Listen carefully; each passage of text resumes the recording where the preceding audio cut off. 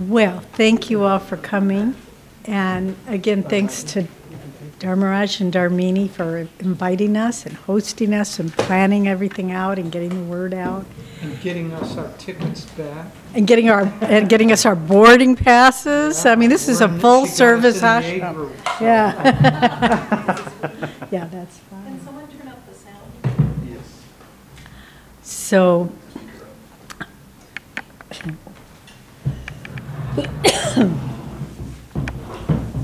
okay, perfect.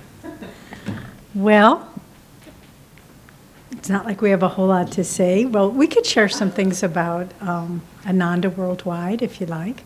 And about Swami. And about Swami, yeah. So many of you were able to be present when he was up here in this very room and throughout the 6 months he was in LA.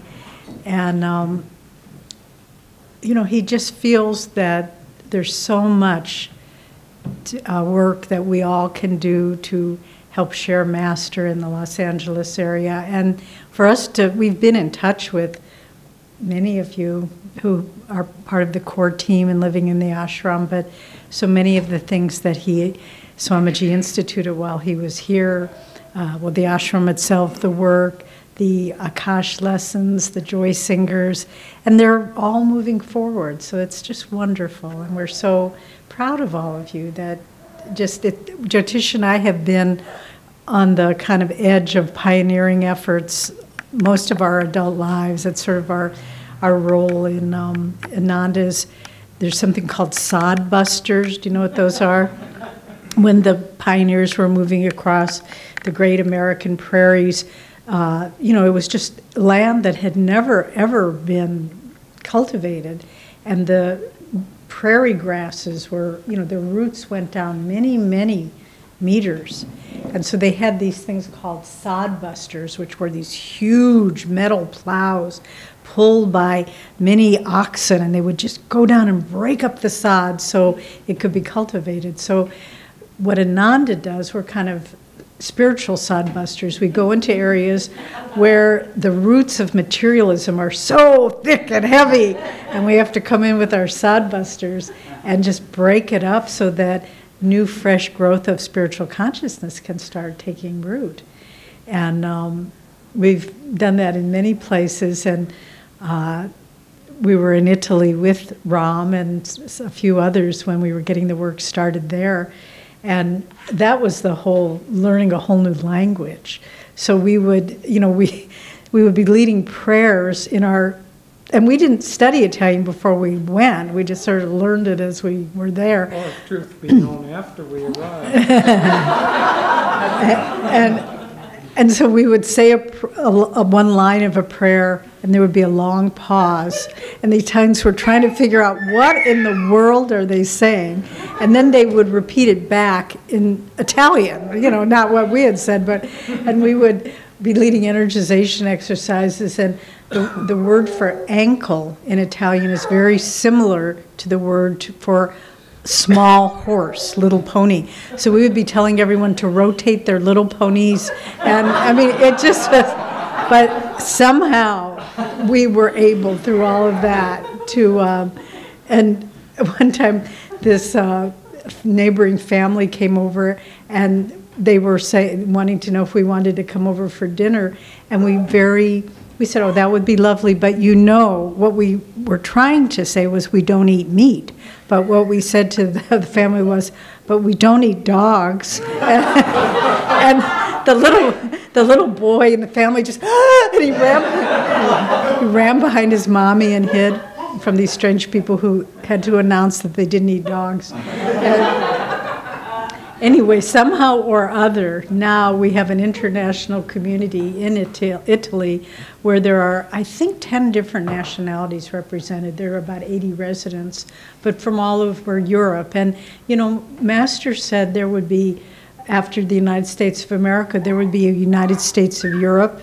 And we see that emerging, you know, kind of very, with great, it's a difficult emergence, but economically and somewhat nationally, But what Ananda in Assisi is, it's truly a United States of the world. Sometimes we would be so touched because in that community, you know, World War II ended 1948, was it? No, 45 when they dropped the bomb. Well, we started Ananda Assisi in early 80s. And it isn't that long after the end of World War II. And then living together in the community were Germans and Jews and Italians and Russians and Americans who, not very many years before that, had been killing and torturing and, you know, each other. And here we all are worshiping God, loving God together, serving together. And it's really a miracle. And yet it seems so absolutely normal. And of course, this is what should be happening. So, and now Sonia and Baljinder and Himraj will be leaving in December to go over to our new community in Pune. And we've been getting a lot of communication from our friends there. And, you know, again, it's breaking new ground because Indians, India is a wonderful country. You just set foot on the soil, and the spiritual consciousness is just pervasive. But for whatever reason, Indians have a hard time cooperating. What was that thing about hiring Japanese? This is probably a bad joke, but an Indian engineer went to work for a Japanese company, and he said a single Indian engineer can get done as much as 10 Japanese engineers. And the Japanese president said, that may be true, but 10 Indian engineers can only do what one Japanese engineer can do. Meaning they cancel each other's efforts because of their inability to cooperate. So Sonia's nodding. So they have the deep spiritual consciousness, which that was what we had. Americans are actually very good at cooperating. We have that down. Spirituality is our problem. And so it's sort of the reverse in India, where there's an innate appreciation of spirituality. And it's so wonderful. I mean, you never have to explain yourself at all. But the ability to cooperate and see all points of view and to come to a decision based on the highest good. In a way, that's what Ananda, it's kind of at the forefront of emerging consciousness in the planet. Because we went to Europe, 30 years after the war was over, and we said, hey, we can all work together. Now coming to India, saying, we can cooperate. In America, you can have your very efficient, practical expression, but you can introduce God to it. So it's like balancing every culture and every continent with what they need to be in alignment with the higher consciousness that's trying to express itself in this age. And every place has to be different. The community in India could not be modeled on what happened in America or Italy, and true all along the line. So it's looking what is needed in this situation, and then letting the community and the work emerge through that. And here in Los Angeles, it's what you all have to figure out. What is needed in Los Angeles? What can we do through music, through classes, through outreach, through divine friendship? And, I would venture to say the thing that I see so needed in Los Angeles is divine friendship. People seem very lonely here. And that's what Ananda brings so beautifully, is that sense of embracing people as brothers and sisters in God. And it's not based on personal, like, oh, you're my very best friend and I miss you so much if I don't see you. It's impersonal. Master said, when I'm with my friends, I enjoy every moment of it. And when they go away, I never miss them. it's an interesting concept, just to be centered in yourself, but then from that center to be sharing divine friendship with everyone. So, so now Swamiji is in Pune in India, and you could talk about that. He spent, well, first of all, his health, because everybody is interested in his health who knows him.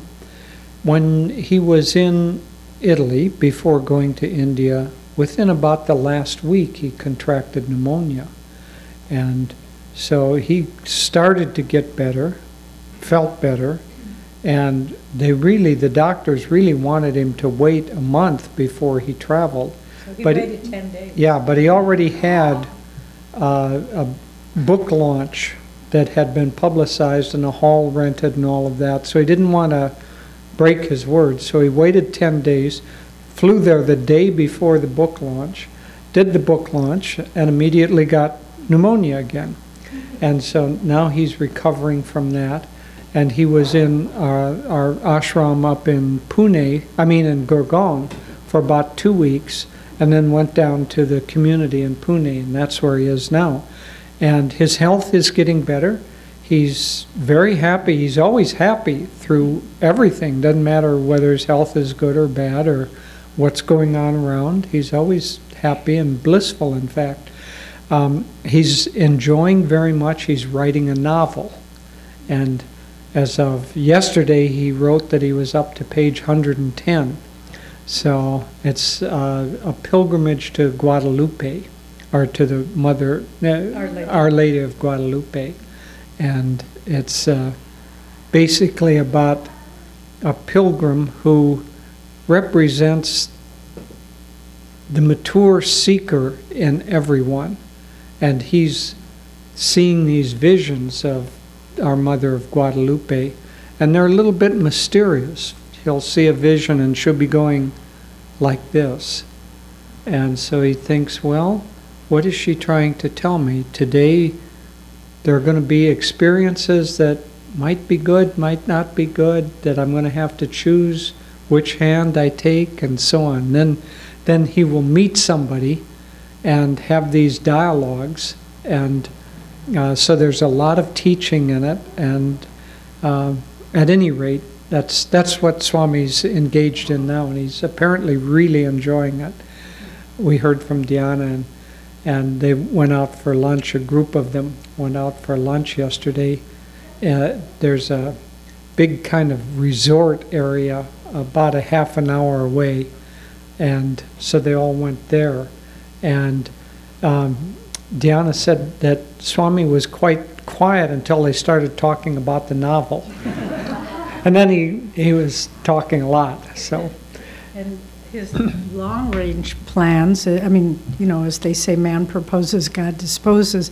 But this is, as far as we know at this point, he'll return to Italy at the beginning of February, where there's 2 big events launching. He started, when Swami went to the village last March, after leaving Los Angeles, he wrote a biography of Master.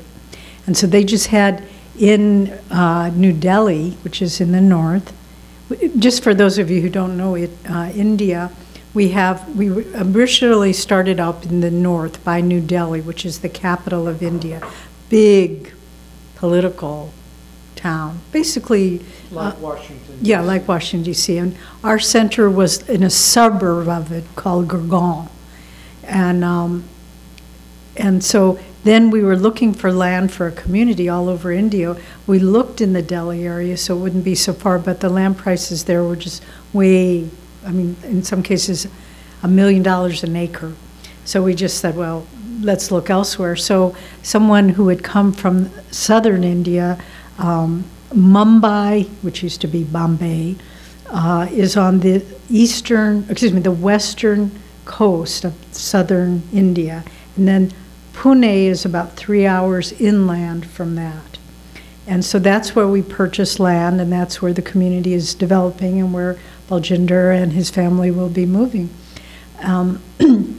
So they launched, when Swami was up in the north in New Delhi, they launched the new Indian edition of the biography of Master, and we don't have it yet in America. It's being reformatted and some changes of the content's the same, but the interior will be a little bit different. And so they're working on that now. And when he goes to Italy, is that what they're launching, or? No. Anyway, he's giving several talks in Italy. Oh, and one of them, he's the keynote speaker at a big yoga conference in Milan. And then at the end of April, beginning of May sometime, his plan is to fly back to the West, meaning America, and then the plan is in July in Los Angeles. Or mid-June. Mid-June or July, we're trying to work out. Skip prefers July because of the BEA, remember? Anyway, some end of June, beginning of July, they're trying to place it. He will do a book launch here of the new biography. So he'll be in LA. I don't know how long. It won't be a many-month stay, but some period of time. So that's as far as we know. And after that, we don't know. So anyway, you could be looking sometime June, July for somebody to be doing this book launch. Okay, maybe if anyone has any questions. Mai. Could you give us an update on the new community Linwood? Oh, Laurelwood. Laurelwood. Laurelwood. Now, is this a wonderful thing? We have purchased about an old academy, Seventh-day Adventist academy, and it has about 5 very large buildings. So it has 2 dormitories. Each of those dormitories can handle about 200 people or 250. At the height of when it was used as an academy for the Seventh-day Adventists, there were 500 students and 60 staff living on this property. So there are 2 large dormitories. There's a building that is an administrative center, has a huge theater in it that holds 400 or 500 people. Incredible acoustics. Yeah. We put on the dedication night, they put on one of the best P.G. Woodhouse performances I've ever seen. And without mics, you could just hear it. It was fantastic. So for those of you who used to come to the Showcase Theater, it's about that size, but much, much nicer, and it has a nice altar in it, actual light, and other things that improve it. And yay. And then it's on 45 acres. So their intention is to have a kind of a college there. It has to be used for educational purposes.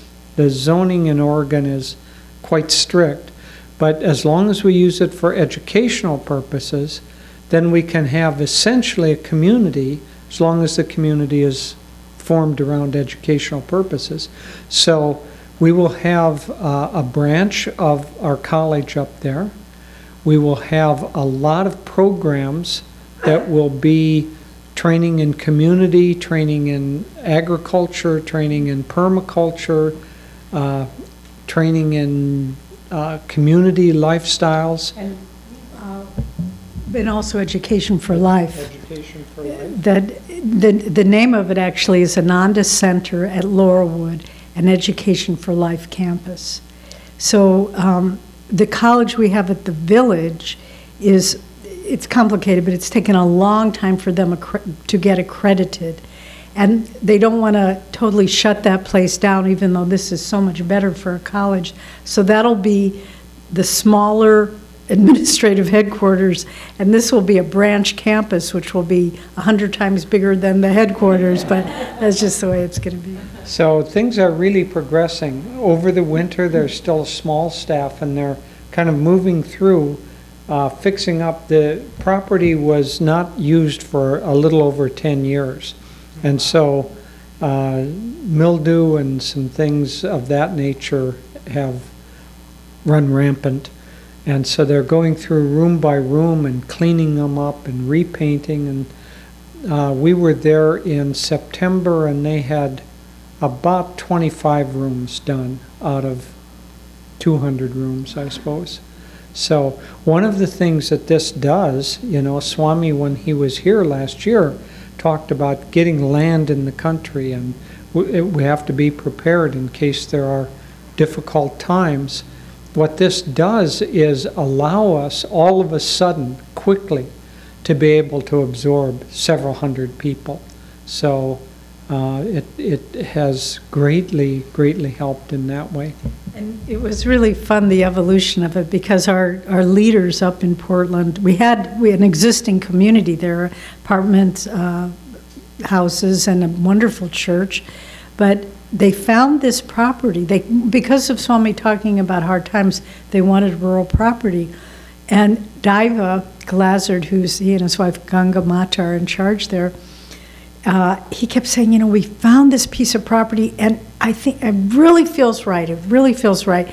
And initially, the whole purchase, it was like, how many acres? Well, the initial thing was not only the campus that I've described, but surrounding that campus, another 185 acres with 14 houses on it. And across the way, what used to be a lumber mill and then was a furniture factory for many years. And so the campus itself has 135,000 square feet of buildings on it.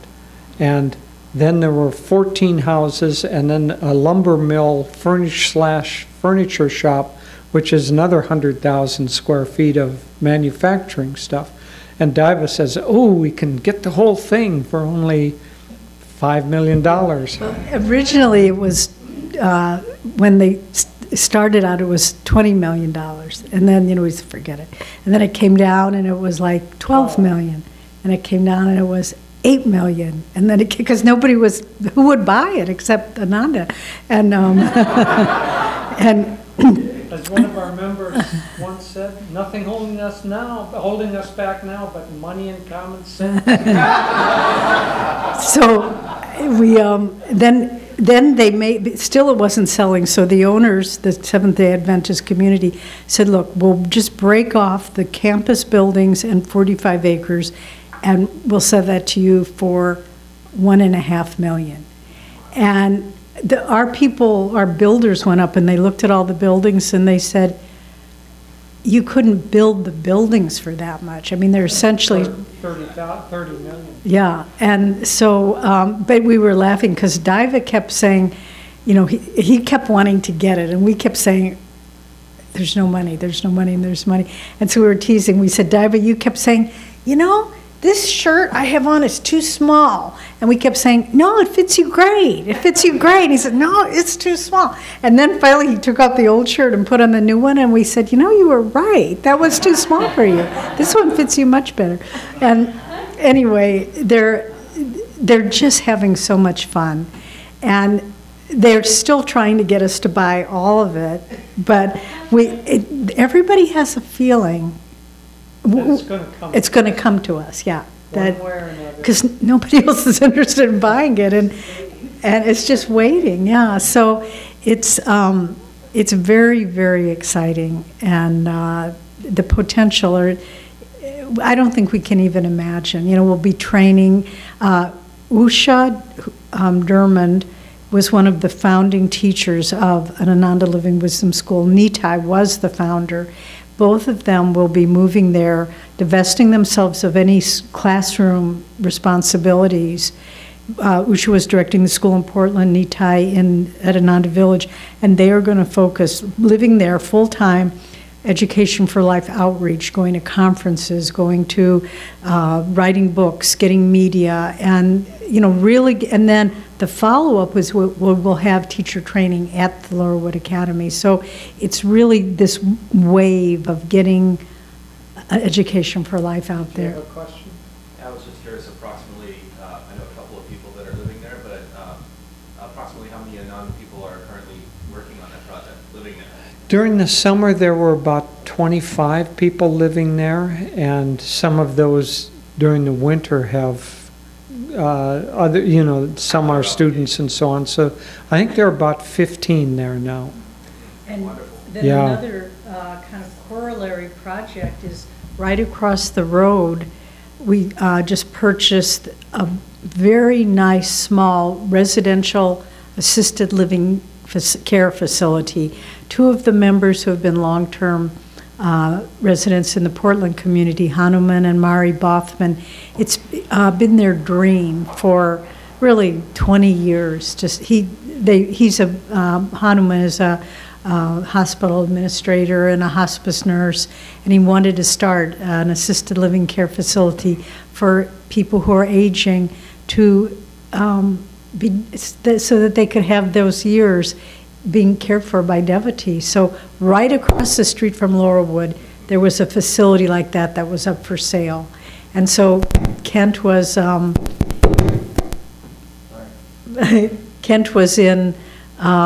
was a more veteran. He was in Vietnam, actually, we just found out. So he got a VA loan and was able to purchase this house. And for those of you who know, at Ananda Village, Jyotish Devi, she's probably going to move up there and be the first resident.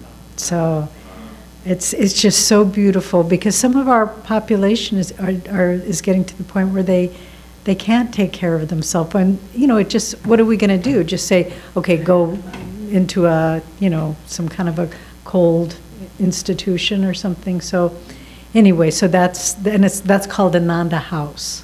How far is it from town? Outside of Portland, it's about a 25-minute drive, so much closer to a big population area than other Ananda places. North, south, east, west, just curious. It's a little bit to the northeast of Portland.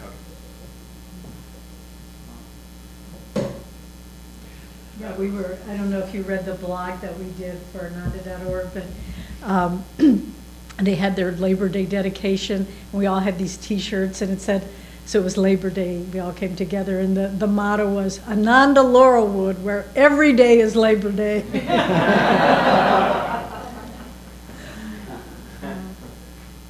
Okay. I was wondering if you could talk about the foundation. Good. Okay, another wonderful initiative that we've started is we have started to form something called a foundation for a new tomorrow. And what we've realized for some time is it's very hard for us to reach out for grant money, because many granting institutions or individuals won't grant to religious either corporations or churches or something.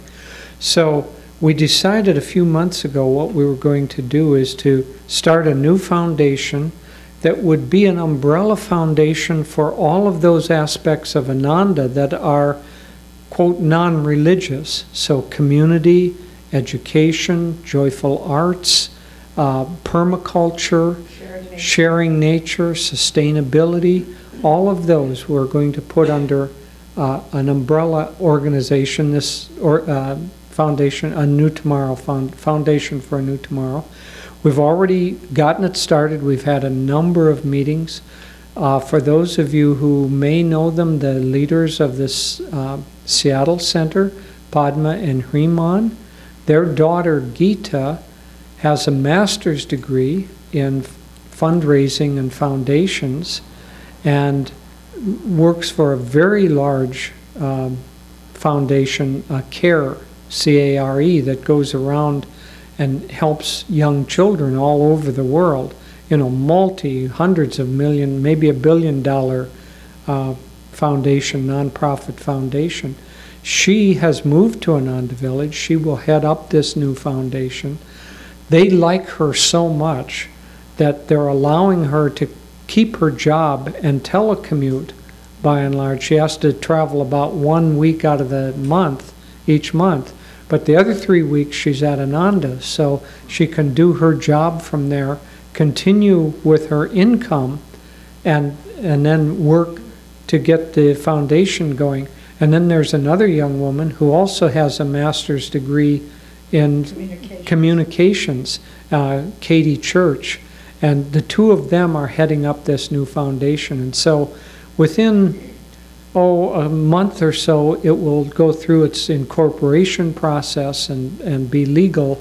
And then we will be looking to get particular programs in. We're going to concentrate on 3 areas at first, the ones that have really the most potential because there's already a momentum going.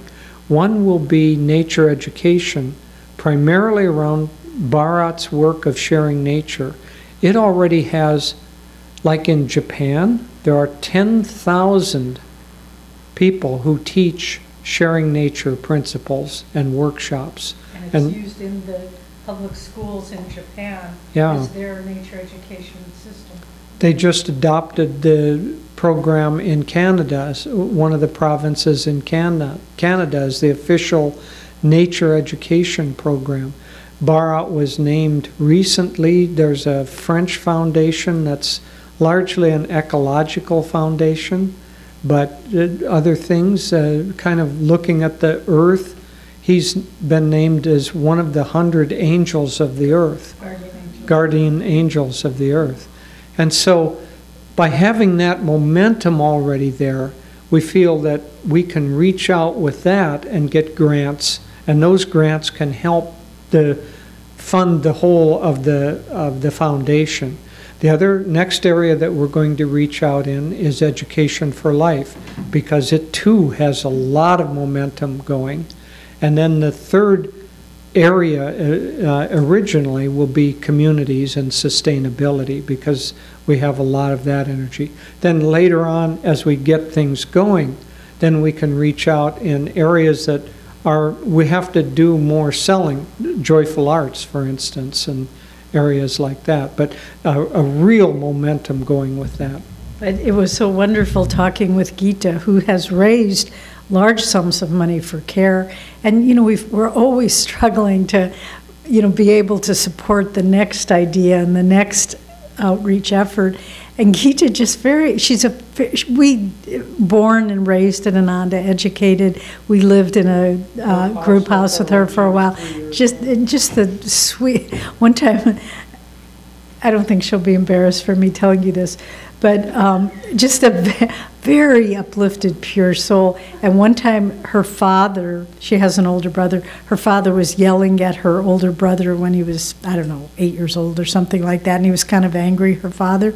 And little Gita looked up at her mom and said, "It's okay, Mom. Daddy can't help himself. He wasn't raised at Ananda."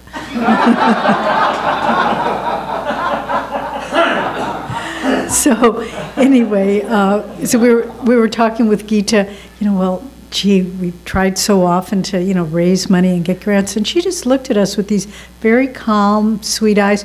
She said, "Oh, getting grant money is so easy. It's just a formula. I do it all the time." I said, "Really? Okay." But it was so beautiful too, because we had a meeting, a facilitated meeting, to try to launch what is this vision we're trying to do. And we met from, 9 in the morning till 9 at night. And then just like the last hour or two, we had all these ideas and a name and all these different things. But who will lead it, you know? And we said, well, the people leading the meeting said, we really need to find someone who will step forward, who will say, you know, I'll be the point person here. It was real quiet, and everybody was thinking the same thing, that it's Gita. But then she just quietly, and we knew she had this big job, we knew she was living in the Bay Area, but she said, I'll do it. And it was like this moment, you know, where you just felt God just came down and showered these blessings both on her and on the project. And then everything worked out with her job, and she was able to get a house on a good friend who has property next to Ananda. They had a separate house that she could live in. And anyway, it was a very, very beautiful thing, and it feels very blessed, and I think it's going to be a real breakthrough thing. And I think we just have to, you know, people are already starting to come to us, can we get some money from the foundation? We said, well, not yet, but it's coming. It's coming. So those were good questions. Thank you. Positive momentum going on throughout Ananda right now. Okay, we'll take one more. Elizabeth, I knew we could come. Thank you. Do you have any further plans for Ananda LA? Ask them. More and better. Yeah. So, for a while, we were thinking of getting a property and buying a property and building on Topanga Canyon. That fell through, but also this is a really good landing place for us. And it will allow us, by keeping it for another at least year, what did we sign, an 18-month lease on this? So we'll be here for another 18 months at least, and that will allow us to continue to grow the congregation and number of people participating, and then from that larger group, we can help define what the next step is. Really, I have to say, just in the very brief time we've been here, I'm so grateful for Dharmaraj and Dharmini coming down. You know, I don't know if you, well, you probably don't know, but Swami was just about to leave for Italy. We were in the Bay Area, and he was going to be flying out, I believe, the next morning. And someone, Dharma Devi wrote Swami a letter and just said, you know, Swami, we really need leadership here in Ananda LA. And Swami was just sitting there, and he just said, Dharmaraj and Dharmini. And we knew that they were very needed where they were, but again, it was one of those aha moments where it just felt so absolutely right. And I think because of their attunement with Swamiji and Master, I think the whole work is going to just go to a whole new level. And the specifics of whether you get property or whether you open a second meditation group here or there, that will fall into place. But the more important thing is the energy and the attunement and the desire to serve. And the singers are starting to really look for venues where they can do programs and concerts and various things, seminars and so on. So if any of you know of any way to help them get out, contact Bhagavate and she'll work with you on it. I mean, we've heard Ananda music for decades. I mean this very sincerely to all four of you. I have never heard a group sing Swami's music as beautifully as you do, and I mean that very sincerely. Somehow you're tapping into the real spiritual essence of what he's done, and it's a gift, and he'll want to share that with others, so just hang in there. It's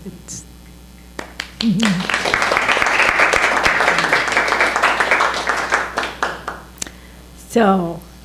Okay. So maybe that's... As they used to say, that's all, folks. Thank you all.